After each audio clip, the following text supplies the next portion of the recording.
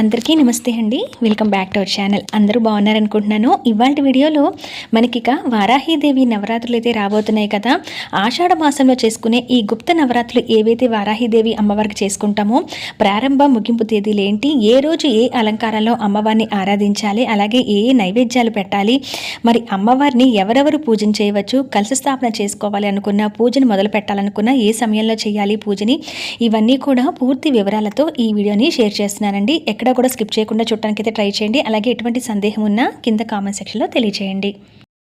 ఇక్కడ మరొకటి చెప్తానండి. అమ్మవారిని నమ్మి చేసుకుంటాము అనుకున్న వాళ్ళందరూ నిరభ్యంతరంగా వారాహీదేవి నవరాత్రులు అయితే చేసుకోవచ్చు.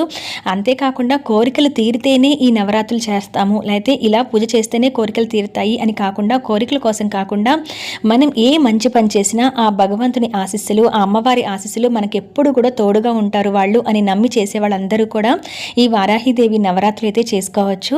అమ్మవారిని స్వరూపం అనేది ఉగ్రరూపంగా ఉంటుందని చాలామంది భయపడతారు. కానివ్వండి, అలా ఏమీ లేదండి. అమ్మవారు ఎప్పుడు కూడా తల్లే శాంత స్వరూపంగా ఉంటారు. అమ్మవారిని అందరం కూడా పూజించుకోవచ్చు. ముఖ్యంగా వారాహి అమ్మవారిని పూజించిన వారికి భూ సమస్యలు, శత్రు సమస్యలు, ఆరోగ్య సమస్యలు, దీర్ఘకాలిక వ్యాధుల నుంచి ఉపశమనం, అలాగే సంతానం కోరుకునే వారికి కానీ అటువంటి సమస్యల నుంచి బయటపడటానికి, ఉద్యోగ సమస్యలు ఉన్న వాళ్ళందరూ కూడా అమ్మవారిని ఆరాధిస్తూ ఉంటారు.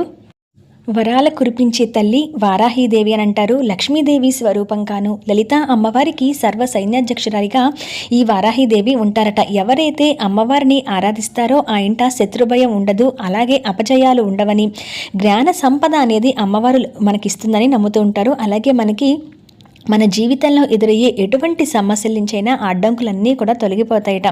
అమ్మవారు సప్త మాతృకల్లో ఒకరిగా, దశమహావిద్యల్లో ఒకరిగా భావిస్తూ ఉంటారు. లక్ష్మీ రూపంగా కూడా అమ్మవారిని పూజించవచ్చు. వారాహి అమ్మవారి రూపం కనుక గమనిస్తే మనము వరాహ ముఖం కలిగి అష్టభుజాలతో శంఖ చక్ర హల ముసల పాశ అంకుశ వరద అభయహస్తాలను అమ్మవారు కలిగి ఉంటారు. అమ్మవారిని ఏ ఇంటైతే పూజిస్తారో ఆ ఇంట సిరి సంపదలు, ఆయురారోగ్యాలు కలుగుతాయి. అమ్మవారిని సస్యదేవతగా కూడా చెప్తారు. అంటే పాడి పంటలు సమృద్ధిగా పండేలా వరాలు కురిపిస్తుందట. మరి అమ్మవారిని వారాహి నవరాత్రులు అనేవి వీటిని ఆషాఢ మాసంలో మొదలవుతాయి. ఆషాఢ శుద్ధ పాడ్యమి నుంచి మొదలుకున్న ఈ ఆషాఢ గుప్త నవరాత్రులని వారాహిదేవి నవరాత్రులు అంటారు. ఆషాఢ శుద్ధ పాడ్యమి నుంచి ఆషాఢ శుద్ధ నవమి వరకు 9 రోజులు చేసుకునేవే ఈ గుప్త నవరాత్రులు. ఒకవేళ అమ్మవారి విగ్రహం కానీ చిత్రపటం కానీ మీరు పెట్టుకోవచ్చండి. ఒకవేళ మేము పెట్టుకోమండి అటువంటిదంటే మీరు లలిత అమ్మవారి చిత్రపటం కానీ లక్ష్మీదేవి అమ్మవారిని కూడా పెట్టుకొని మీరు ఈ నవరాత్రులను చేసుకోవచ్చండి. నవరాత్రులు చేయలేని వారు కనీసం మొదటి 3 రోజులు, మధ్యలో 3 రోజులు, చివరి 3 రోజులు, లేదా నవరాత్రుల్లో మీరు ఎన్ని రోజులు చేయగలిగితే అన్ని రోజులు కూడా అమ్మవారికి పూజన చేసుకోవచ్చు. కనీసం ఒక్క రోజు చేసినా కూడా భక్తి శ్రద్ధలతో అమ్మవారికి నవరాత్రులు చేసిన పూజా ఫలితం అయితే వస్తుంది. మరి వారాహి అమ్మవారికి ఇష్టమైన తిథులు అనేవి పౌర్ణమి, అమావాస్య, అష్టమి, పంచమి. ముఖ్యంగా వారాహి పంచమి అనేది చాలా ప్రత్యేకమైన రోజండి. ఆ రోజును మాత్రం తప్పనిసరిగా పూజన చేసుకోవడానికి అయితే ప్రయత్నించండి. ఇక ఇప్పుడు ఏ రోజు నుంచి ప్రారంభమై ఏ రోజు ఏ అలంకారాల్లో అమ్మవారిని మనకి దర్శనమిస్తారో, అలాగే ఏ రోజు ఏ నైవేద్యం పెట్టాలని కూడా చూద్దామండి. వారాహి గుప్త నవరాత్రులు, దీన్నే ఆషాఢ గుప్త నవరాత్రులు అంటారు. ఈ 2025వ సంవత్సరంలో 26వ తారీఖు జూన్ గురువారం ఆషాఢ శుద్ధ పాడ్యమి. ఈ రోజుతో ఈ గుప్త నవరాత్రులు అనేవి ప్రారంభమవుతాయి. 4 జూలై శుక్రవారం 2025 ఆషాఢ శుద్ధ నవమి వరకు కూడా మనకి ఈ వారాహిదేవి నవరాత్రులు అనేవి 9 రోజులు కూడా జరగబోతున్నాయండి. మనకి జూన్ 25వ తారీఖు జ్యేష్ఠ అమావాస్య. ఆ రోజు సాయంత్రం 4:34 వరకు ఉంది. ఇక తర్వాత నుంచి మనకి పాడ్యమి తిథి అనేది ప్రారంభమైపోతుందండి. అయితే సూర్యోదయానికి మనకి ఉన్న తిథి చూసుకుంటే పాడ్యమి జూన్ 26 గురువారం నుంచి ఆషాఢ మాసం అయితే మొదలైపోతుంది. మరి ఈ ఆషాఢ మాసం మొదలైన పాడ్యమి తిథి అనేది గురువారం మధ్యాహ్నం 26వ తారీఖు 2:47 వరకు కూడా మనకి పాడ్యమి తిథి అనేది ఉంది. ఇది ఆషాఢ శుద్ధ పాడ్యమి. ఇక్కడ నేను ఇచ్చినవన్నీ కూడా నవదుర్గల రూపంలో శైలపుత్రిగా మొదటి రోజు, వారాహిదేవిలో ఉన్మత్త వారాహిగా, అష్టమాతృకల్లో ఇంద్రాణీదేవిగా అమ్మవారిని ఆరాధించడం జరుగుతుందండి. ఇక్కడ మనం చేస్తుంది వారాహిదేవి పూజలు, అలాగే నవదుర్గల రూపంలో లేదా అష్టమాతృకలు. మీరు ఎలా పూజించినా ఆ పూజ అమ్మవారికి చెందుతుంది కాబట్టి మీ మనసుకి ఎలా సులువుగా అనిపిస్తే అలా చేసుకోవచ్చు. ఈ మొదటి రోజు పెట్టవలసిన నైవేద్యం కూడా పాయసం పొంగలి అయితే నివేదన చేయవలసి ఉంటుంది.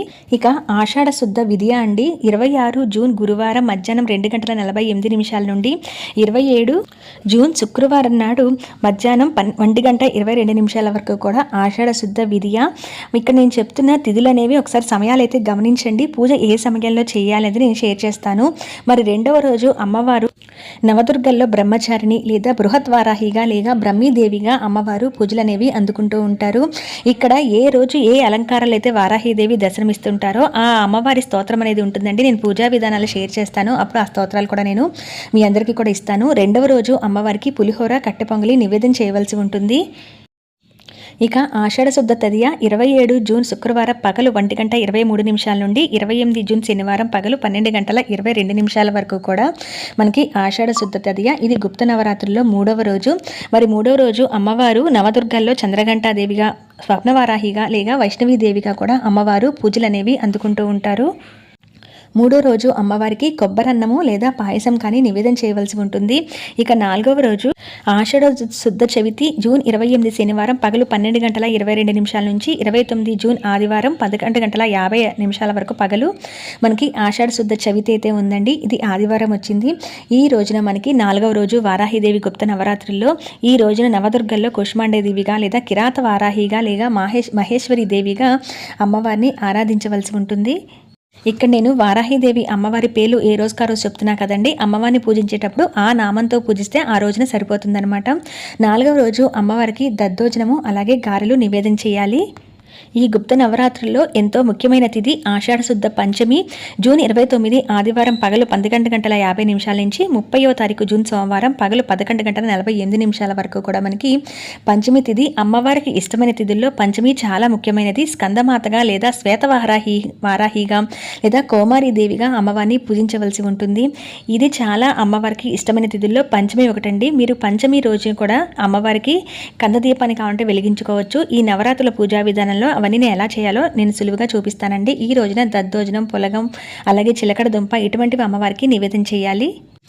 ఇక గుప్త నవరాత్రుల్లో ఆషాఢ శుద్ధ షష్ఠి జూన్ 30వ తారీఖు సోమవారం పగలు 11:48 నుంచి ప్రారంభమై జూలై 1వ తారీఖు మంగళవారం పగలు 12:17 వరకు కూడా మనకి షష్ఠి తిథి అనేది ఉంది. ఇక్కడ నేను చూపిస్తున్నవన్నీ కూడా మిగుళ్ళు తగులు రావటం వల్ల 2 రోజుల్లో మనకి ఈ తిథులు అనేవి కనబడుతున్నాయి. ఈ రోజున అమ్మవారిని కాచాయిని దేవిగా, ధూమ్ర వారాహిగా, చాముండి దేవిగా అమ్మవారిని ఇలా కొలవచ్చండి. అంటే మీరు ఏ రూపంలో అమ్మవారిని పూజించినా కూడా ఆ పేరుతో అమ్మవారిని పూజించుకుంటే సరిపోతుంది. ఆ స్తోత్రాలు చదువుకున్నా కూడా సరిపోతుంది. మరి ఈరోజు పెట్టవలసిన నైవేద్యం కేసరి పులిహోర. ఇక నెక్స్ట్ వచ్చేసి ఆషాఢ శుద్ధ సప్తమి బుధవారం నాడు జూలై 1వ తారీఖు మంగళవారం పగలు 12:17 నుంచి మొదలై జూలై 2వ తారీఖు బుధవారం పగలు 1:16 వరకు కూడా మనకి సప్తమి తిథి అనేది ఉంది. ఈ రోజున అమ్మవారిని మనం నవదుర్గల రూపంలో వచ్చేసి కాళరాత్రిగా, మహావారాహి లేదా లక్ష్మీ వారాహిగా లేదా శాకంబరి దేవిగా అమ్మవారిని అలంకరించాలి. కూరలతో ఈ రోజున అమ్మవారికి ప్రత్యేకంగా అలంకరించి పూజన చేసుకుంటూ ఉంటాము. మన దగ్గర ఉన్న కూరలతో అమ్మవారిని శాకంబరి దేవిగా పూజించవలసి ఉంటుంది.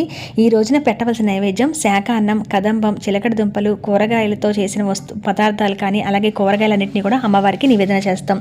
ఇక ఆషాఢ శుద్ధ అష్టమి పంచమితో పాటు అమ్మవారికి ఇష్టమైన తిథి జూలై 2వ తారీఖు బుధవారం పగలు 1:17 నుంచి అలాగే జూలై 3వ తారీఖు గురువారం పగలు 2:40 వరకు మాతంగిగా లేదా వార్తాళి వారాహిగా, మహాలక్ష్మిగా అమ్మవారిని ఆరాధించాలి.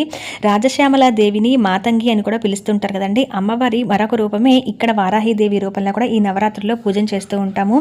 ఈ రోజున అమ్మవారికి చక్కెర పొంగలి నివేదన చేయవలసి ఉంటుంది.